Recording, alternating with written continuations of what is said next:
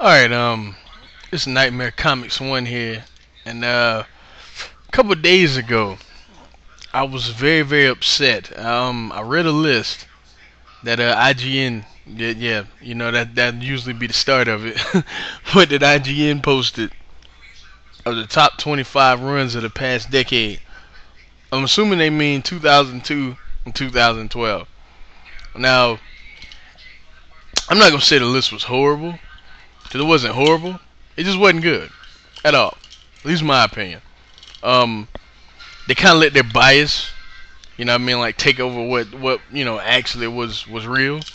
Because I'm going to spoil. Grant Morrison's Batman was number one, and if you don't know, that actually caused a lot of divide between comic book readers. So yeah, I thought that was a big mistake. You know what I mean? Granted, the book was selling, but it's Batman. It's always gonna sell. But you know, a lot of people, just as many people that loved Grant Morrison's Batman, did not like Grant Morrison's Batman. But whatever. I thought that was ridiculous. But and you know, just some of the other ones I thought were either too high or too low or whatever. And there's a few that they just did not include, and I'm baffled as to why they didn't. But didn't even mention. But yeah. This is my list. I'm not saying this is the law. I'm not saying this is the end all be all.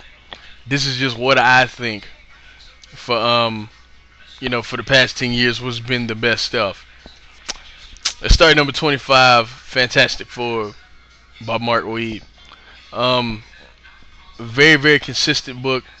Mark, you know, I didn't read. I'm not the biggest fan of the Fantastic Four. I'll be honest with you, but I didn't read a lot of it, but I read a little bit of Mark Waid's run, and from what I read, I really liked. I just know, going by word of mouth, a lot of people actually really like Mark Waid's run, and you know, worse for wear, you got Waid writing the book. You know what I mean? It got a lot of buzz. I remember hearing a lot about it. I just never read it because I wasn't the biggest fan of the Fantastic Four. That's just being honest. I read some of it, but I never picked it up monthly. You know what I mean? But yeah, it you know, 25 deserves to be on the list. I think it has to, kind of has to be on this list somewhere. All right, then number 24.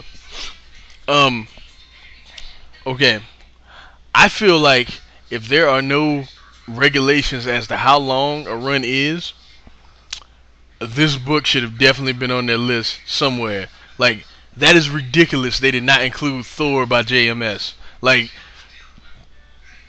this series was like, JMS was the main reason, and this is just my opinion. Well, this is a fact. JMS, like before, as I said in my Avengers Disassembled Thor review or Ragnarok review, JMS is the reason why Thor is considered one of the big three again, because Thor was pretty just like the sales were bad. You know, nobody really cared about the character. This, that, and the third. The reason why the movie was made, and yeah, I said it. Yeah, I said it. And the reason why Thor has 3 titles right now is because, or 2 titles. Is it 2 or 3? I'm pretty sure it's 2. I think it's 2. But it's because of this run.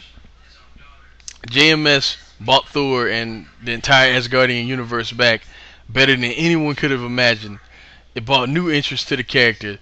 You know, a lot of people say this is probably the greatest Thor run ever. I don't think I can say that because Walter Simonson for years and years was just so consistent on Thor. So I don't know if I can go that far, but I love this book. And Oliver Capel, I know I butcher his name, so that's how I'm pronounce it. The way he draws Thor is actually my favorite design of Thor ever. So this book should have been on that list, and I don't know what they were doing. All right. Then next we got Detective Comics, Scott Snyder's run. I feel like they had that crap too high. I love the Black Mirror, absolutely love it, but it should not have been that high because truthfully his run is just the Black Mirror. You know what I mean? If you think about it. So I mean it's some other stuff, but like it's just the Black Mirror, you know, and probably the best Dick Grayson story ever. But that's not enough to be where it was on the list. You know what I mean? I got it number 23, and I feel like that's fair. You know, it was just the only reason it's here is because it was that good, and that's why he's writing Batman now. You know what I mean? It was just that good. That's why it's here. So, yeah. All right, the next we got Batgirl by Brian Q. Miller. This is another series I didn't read much of, but what I read I actually really liked. It's just, you know, I'm broke and money. You know what I mean? So, this right here though, good stuff. A lot of people, well, actually great stuff. A lot of people were really upset when they found out that Barb was going to be Batgirl again, because a lot of people were big fans of Stephanie as Batgirl and big fans of Barbara as Oracle. And this book actually did pretty well in terms of sales, and you know, Stephanie was actually pretty loved in a short amount of time as Batgirl. So you know, I figure I just had to include this because, you know, everybody wanted Stephanie to be around. You know what I mean? So, and she's not anymore, and you know, people always point to this series like, you know, hey, why didn't you just, you know, let her be Batgirl? Because she's actually pretty good, and the stories are pretty good. You know, yeah. So there you go. All right, then at number 21, Birds of Prey by Gail Simone. She shows up on this list, I think, a few times, but you know what? Like, I'm not even like the biggest, like, hugest fan of hers. You know what I mean? But she's a great writer. And Birds of Prey, man, I was heavily into this book. Like, it was so consistent. Every issue she wrote, from before they relaunched it, you know, to when they relaunched it, was, you know, just greatness. You know what I mean? Like, I cannot think of a bad issue of Birds of Prey. And for that reason, you know, it took all the women in DCU. You know what I mean, I knew a lot of girls that read this book too. Like, you know, so very, very consistent run. She did a lot of just innovative things. You know, a lot of interesting ways she told these stories, and I really, really enjoyed this run. And I know a lot of people that did. So, Birds of Prey at number 21. All right, the next we got Wonder Woman by Gail Simone. Ditto what I just said, pretty much. Moving on. The next we got the Marvel Cosmic Universe by Dan Abnett and Andy Lanning. That includes Thanos Imperative, Annihilators, Earthfall, all that stuff. You know what I mean? In my opinion, Thanos Imperative is one of the best Marvel Limited series of all time. Like, if I had to write a 10 Marvel Limited series, Thanos Imperative might even be top 5. Like that, I really, really love that story. Everything about that story is just awesome. Even the end, you know what I mean? That was it's so great. Annihilators was great. Annihilators Earthfall was great. Just anything that they done, including, you know, the cosmic side of Marvel, guys like Silver Surfer, Beta Ray Bill, Ronan the Accuser, stuff like that, all have been solid. Like, I can't think of any bad cosmic story they've told, and for that reason it should just be here, just from quality alone. You know what I mean? So number 19, Marvel Cosmic. Yeah, just that whole universe. You know what I mean? Alright, the number 18 we got Astonishing X-Men by Joss Whedon. I don't know how IGN did not put this on their list. They talking about at the end they had like this little message. Oh, we forgot. You know, whatever. How did you forget something like this? This is, of the past 10 years, with Joss Whedon and Warren Ellis a little bit, and everyone that's taken over, Astonishing X-Men has been the most consistent, and the only one that you can constantly read, you know what I mean? Like, without getting upset. So it deserves to be there for that reason alone. You know what I mean? So, as I said, you know, I like Joss Whedon a lot. You know what I mean? And, you know, Avengers. You know, so now, I mean, not only that, you know, he's a great comic book writer. He tells great stories. You know what I mean? Gifted. I read the first trade. I read the first and second trade of this, and Gifted is actually really dope. You know, as I said, of the past 10 years, the only consistent X book. So this has to be it. You know what I mean? That's just my opinion. I don't know what they were doing over there at IGN, but you know, whatever.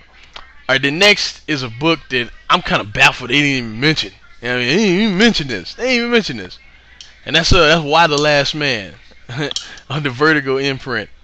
Um, to be honest with you, in terms of quality, probably one of the best series of all time. They didn't even mention it. And it's another one on here that they didn't mention. Now, if they didn't want to include creator owned material, which I think Why the Last Man is, then I get that. You know what I mean? But they didn't say that in the article. So whatever. They didn't include this. And I'm just baffled. I'm baffled as to why. But if you never read this, just Google it. I don't feel like going into the premise and stuff. That'd take forever. But read this entire series pretty much. There's no dry parts. The entire series is exciting and really, really good stories all around. You know what I mean? Every arc, even though I feel like the stories don't really have arcs. You know what I mean? Like, I feel like this story is just one arc. You know what I'm saying? So, as I said, yeah, I don't even get why they didn't even include it. They didn't even mention it in honorable mentions. Whatever. Alright, then next we got Avengers. Brian Michael Bendis, pretty much all the ones he's ever done. New Avengers, the current Avengers series, Dark Avengers, everything. You know what I mean? The reason why this is so high, I got it at number 16. The reason why I had this so high is because it's important. You know what I mean? It's a big part of the Marvel U.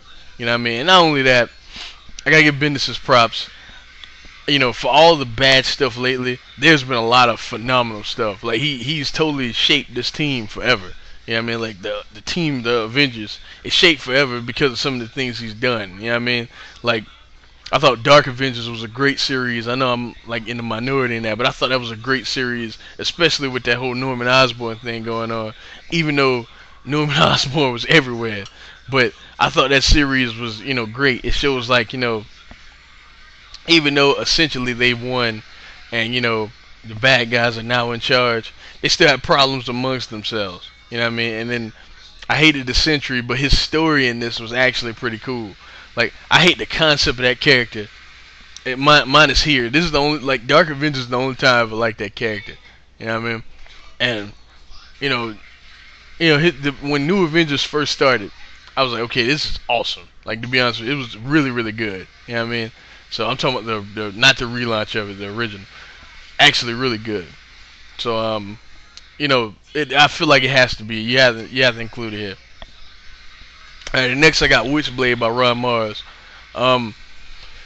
This is here because it is the most consistent book probably on this list. You know what I mean? As far as I've even followed Witchblade, which I think is like all the way back to like the year like 2003.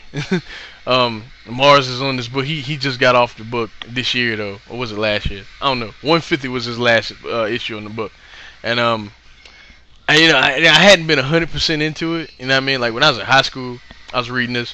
You know what I mean? And on and off things like that.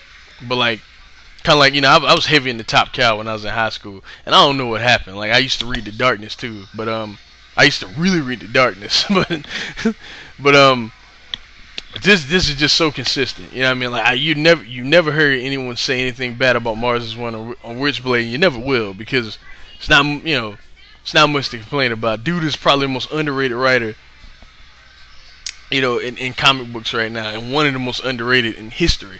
You know what I mean? So to me, this goes here solely for that. You know what I mean? Just solely for the consistency. You know what I mean?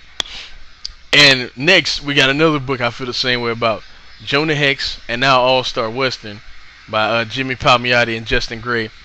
I love this book. Like I own every issue of Jonah Hex that Palmiotti and Gray have worked on, and it don't get much better, to be honest with you. Like it's the best the character's ever been handled, and it's phenomenal. Real talk, it's phenomenal. It's like it's imagine Red Dead Redemption. But John Marston has a scar on his face and does not get along with his family. Like the last arc they did before the relaunch with Jonah's dad. Like that, This book is amazing. Like amazing. Like if you didn't read it before the relaunch, maybe not necessarily All Star Western, but if you didn't read it before the relaunch, pick up the first couple trades of it. I'd say the first trade. If you like what you see there, those are like during the beginning they had like individual stories, and then when they got to arcs, they got amazing. You know what I mean? But the individual stories were also really good too.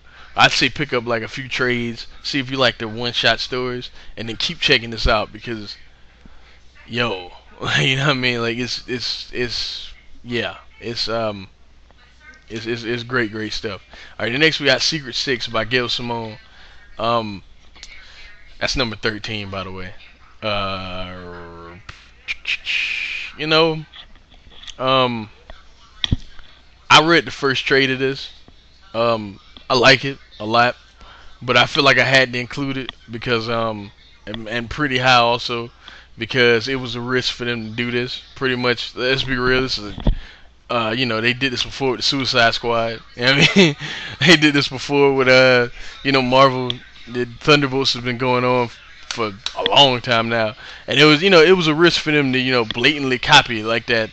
And it turned out to be one of the most talked about series that DC had. You know what I mean? In addition to that, you know, it gave a lot of the characters in this story, like Bane had nothing to do at the time. Like the time this came out, he was kind of like a laughingstock. You know what I mean? And this kind of made Bane still seem relevant. You know what I mean? This is a very important series, as well as a, you know, widely regarded as one of the best series going on at the time. You know what I mean? So I feel like this has to be up here too. You know, so Secret Six, Gail Simone, number 13. All right, number 12, we got Fantastic Four / Future Foundation, John Hickman. Now, I didn't really read. As I said, I don't really read Fantastic Four because I ain't the biggest fan of the group. But I did read The Death of the Human Torch, and even though we all know he was gonna be back, that is one of the best single issues ever. Like the way his death was handled, like. When someone talks about death in a comic book and they say this character went out weak, like, you know what I mean, like his death was weak and it wasn't, you know, it wasn't handled correctly. It happens a lot, but this one, Human Torch went out like a G. You know what I mean? Like all heroes should. You know what I mean? And you know, Future Foundation, the follow up to that was really great stuff with Spider-Man. So sales did pretty good. Also, so, you know, this deserves its spot. You know what I mean? Future Foundation, Fantastic Four, great stuff. Recommend this wholeheartedly. If you didn't check out Hickman's run on Fantastic Four, you need to.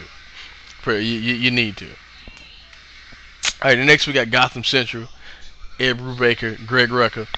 Every issue of this is great. When this got canceled, I was really upset. You know what I mean, I was very upset. I was really mad at DC because, you know, they already on a thin line with me. You know what I mean? This was awesome. Like, you know, this is on here strictly for awesome. Like in terms of quality, if I was just basing this off quality, this might actually be in the top 10. This book is so awesome. Like seriously, this is the premise of this book. I'm gonna get through it real quick. It's pretty much the people that don't wear masks. You know what I mean, in Gotham City, like Commissioner Gordon, at the time Renee Montoya, Harvey Bullock is in this. You know, pretty much all the cops. You know what I mean? And you know, some of the masks show up too, like Batman's in this a few times, and Huntress, and you know, guys like that. But the main story is about, you know, the cops. You know what I mean, the cops, and even like the paramedics had a few stories in this. This book is awesome. Seriously, like awesome. It's canceled now. You can probably find the whole series on trade. I suggest you do that. This is great stuff. All right, then next, and then we get into the top 10 now. Number 10, we got Batman by Grant Morrison. Go ahead and let out your gas. Let it out now. I in good conscience cannot put this higher than 10. I understand it made DC a lot of money. You know, I get Grant Morrison did a lot of, you know, interesting things with Batman, according to some people. But for everyone that loved Grant Morrison's Batman, there's a lot of people that didn't.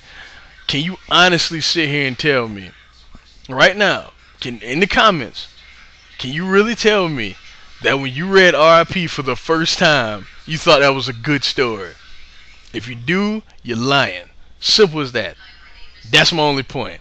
But as I said, I'm no hater. This definitely deserves to be in the top 10. You know what I mean? Like I'm no hater. I'll admit that. You know what I mean, I wholeheartedly admit that. The next we got Incredible Hulk, Greg Pak, number 9. Planet Hulk, yeah, Planet Hulk. But not only just that, his entire run for the most part, minus a few, minus one rough patch, was pretty damn consistent and pretty great stuff, to be honest with you. Yeah, even the Incredible Hulk storyline with with when the entire Marvel universe was hulking out, that was cool. And then when they added A-Bomb and Red She-Hulk and regular She-Hulk, and it was fun, entertaining stuff. And Cord from Warbound was in this. You know what I mean? This was Greg Pak did an amazing job, and if it not been for Peter David, I would say the greatest Hulk run of all time. Even though Peter David's Hulk run is epic, and every time you see Hulk in pop culture, it should be that's how the Hulk should be done. Even though he has not been, he's still a bumbling idiot. But this is yeah. If it wasn't for Peter David, he'd be number 1 definitely. So yeah. Number 8, X Factor by Peter David. Again, another example of consistency, and as I said about Joss Whedon, the most consistent X book. You know what I mean? It might actually be this. Now I think about that, because he's been on X Factor for how long now? I'm not sure. I ain't got no notes in front of me, but for what people have been telling me, I read one trade of this and it was awesome. I don't pick this up regularly because I don't have the funds to. I get what I know I'm gonna like, you know what I mean, instead of what I think I'm gonna like. I know Peter David's writing it, one of my favorite writers of all time. I'm just not, the team they have together, I don't 100% care about them, to be honest with you. But with that being said, though, I know that, I know how great this book is, because every time I go in a comic book store, every time I talk to someone reading this book, they like, every time they talk about the issue, they're gasping for air, and they're like, oh, you need this last page. So, and it's been like that since I can remember. You know what I mean? Him being on this book. So for that reason alone, and, it does good business from what I hear. So X Factor number 8, definitely, in terms of mainly quality, but also buzz and things like that. You know what I mean? It's Peter David. Alright, number 7, we have Punisher Max, Garth Ennis, and I'm gonna include Jason Aaron in this since we talking about the past 10 years or whatever. I could be here talking all day, but I won't do that. Just go to my video entitled Punisher Max, and I'll probably include that in the description. Just go to that video, and then you know what I think. I'm not gonna go that crazy. I could, but I'm not. Alright, the next is a book that I do not get how IGN didn't put this in the top 10, because I feel like this is definitely top 10 worthy. That's Ultimate Spider-Man by Brian Michael Bendis. I have read 2 issues of Ultimate Spider-Man, and I will 100% acknowledge that this is the Spidey book at Marvel Comics. Period. Amazing Spider-Man, when they were alternating writers and stuff, and Joe Quesada's whole One More Day stuff, it was terrible, and all that Brand New Day and One Moment in Time, all that crap Joe Quesada was doing was awful. But when they were switching writers like Joe Kelly and stuff like that, it was actually pretty good, and they was doing like the little single arcs and stuff. A couple years ago, they did the thing where they brought back Kraven the Hunter. I love that, But this is the Spidey book. When Peter Parker died in this book, it got like media attention that I had not seen since like Superman died. You know what I mean? So for that reason alone, and then it's consistently great. Everyone I know that reads it, they tell me this book, well, not so much now, but like when Pete was alive, even now people tell me it's alright. You know what I mean? Like, it's not bad, and some people say it's good. But when Pete was alive, a lot of people told me this is one of the best books Marvel is publishing. You know what I mean? And everyone should read this. That's what people was telling me. So, go figure. You know what I mean? But number 6, and that's where it should be. The number 5, we have something that's gonna get a lot of people mad because I put another book over this, and a guy that people don't like, and that's Daredevil by Bryan Michael Bendis. He shows up a lot on this list, but I gotta admit, he's pretty influential. This is the best stuff he's ever written, and it's not close. That's why it's here. Like, not only did it kind of define his career, but it's the best stuff he ever written. That's just my opinion. Like, even all overall, this Avengers stuff, all this is the best stuff he ever written, and it didn't hurt that he had Alex Maleev doing the art. So this is the best stuff he ever written. That's why it's here. Number 5, Daredevil. All right, number 4, we have Invincible Iron Man by Mac Fraction. Shut up before you call me a fanboy. Let me explain. This one of Eisner. Iron Man was a very hated character at the time this was released. You know, we was coming. You know, we still hadn't gotten over, as fans, we still hadn't gotten over all the stuff he did during Civil War. You know what I mean? All the BS he pulled on, you know, everyone in the Marvel Universe. You know what I mean? No one expected. Now this is the example of what I'm saying of like, you know, this is an example of a movie actually helping a book, because the movie Iron Man was so good and did such good business that it actually helped this book actually really sell, because they blatantly used the movie as like a marketing, you know, pitch for this book, like an advertising pitch for this book. You know what I mean? So, and the book is awesome. Like, this is my favorite comic book right now. I made no bones about it. And this book is awesome. This book is incredible. The first arc right there, you know, one of the best, one of my favorite Iron Man stories. The second arc, in my opinion, is probably the best Iron Man story ever told. Yeah, I went ahead and ruined it. World's Most Wanted is my Iron Man story, but you know, that's just my opinion. I could be wrong, but I'm probably wrong about that. That's just my opinion. That's just, you know, type of shit I like, you know. But, you know, a lot of people say Demon in a Bottle, you know, and Extremist, which I also love. And I like Demon in a Bottle. I just think that story is really overrated. I love Extremist, but it's not up there. You know what I mean? It's not my number 1. World's Most Wanted is. I know it's long, but the overall story is awesome, and the end is something I did not see coming. But enough about Invincible Iron Man. That's my number 4. I love that book. Alright, number 3, we got Captain America by Ed Brubaker.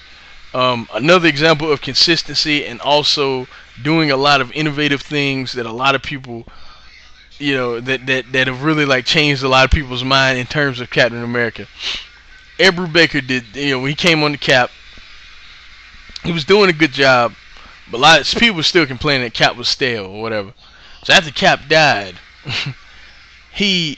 well, not even after Cap died, when he introduced Winter Soldier, and people found out it was Bucky, there was a lot of outcry about that. A lot of people didn't want Bucky back. You know what I mean? A lot of people thought it was just not the right move and things like that. It got a lot of buzz, you know what I mean? Because not only was that a big shock to everyone, I think in terms of shock factor, it definitely worked. In terms of shock factor, but you know, it was a lot of backlash from that. You know, a lot of people, you know, were really upset. And still to this day, True Slayer is one that is still mad about that. You know what I mean? But when Bucky took over as Cap, people that were reading this book, you know, when Marvel announced that they were putting Steve back as Captain America, everyone was mad. Like, because he done such a good job with Bucky as Captain America that a lot of people did not want, you know, Steve back as Cap. I think he does great with both. You know what I mean? I didn't mind at all. Captain America is amazing. You know what I mean? Minus Reborn, I thought that was a weak story to bring Steve back with. I just thought that was a weak story. I love Ed Brubaker, but that story was weak. But minus that, this book has been consistently great for a long time. And, you know, as I said, stuff he did with Bucky, awesome stuff. This deserves to be number 3. Simple as that. You know, it's Captain America, and it's great Captain America. And Brubaker has been on this for a long time now, and he's been really consistent. It's my number 3, one of the top 3 runs of the past 10 years. And I actually don't think that's debatable. And this is another one that pretty much my top 3, I feel like, are the top 3. You can debate me, you know, but I feel like this is the top 3. As I said, if IGN wasn't going to include creator-owned titles, they should have said something. Simple as that. But how was The Walking Dead not even mentioned on that list. Not once. No mention of The Walking Dead. Rob Kirkman was nowhere on the list at all for anything. Not even Invincible. You know what I mean? This book has been around since 2003, I think.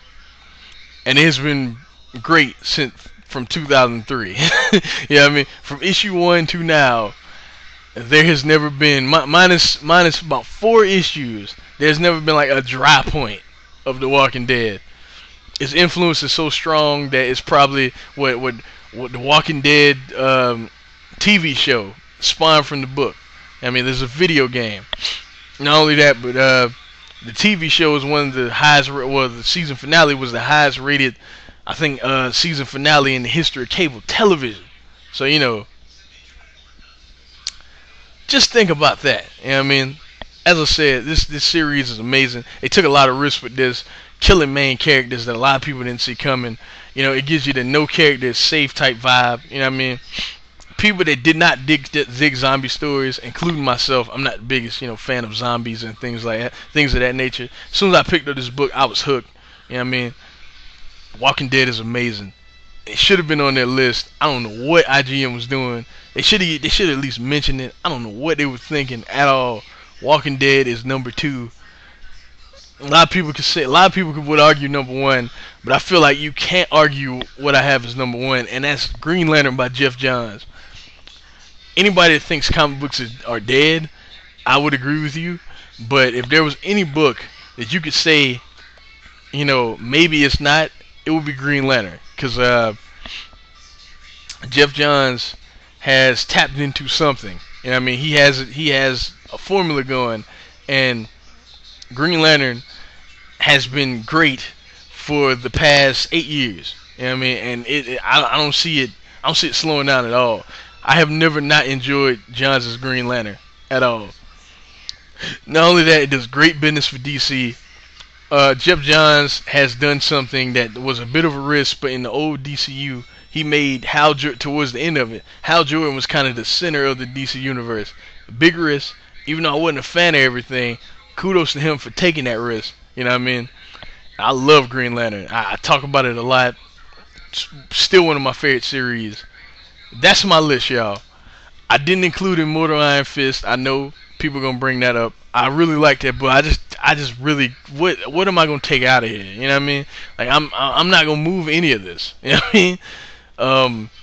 What else didn't I include? I didn't include Runaways, which I probably could have. You know what I mean? But I didn't include it. Cause I feel like I don't want to move anything on this list. You know what I mean? I love Runaways though. Very dope book, very innovative book too. But there's other stuff. You know what I mean? But that's my list. I'll holler at y'all later. Peace out. I just wanted to do this because I hated IGN's list. Peace.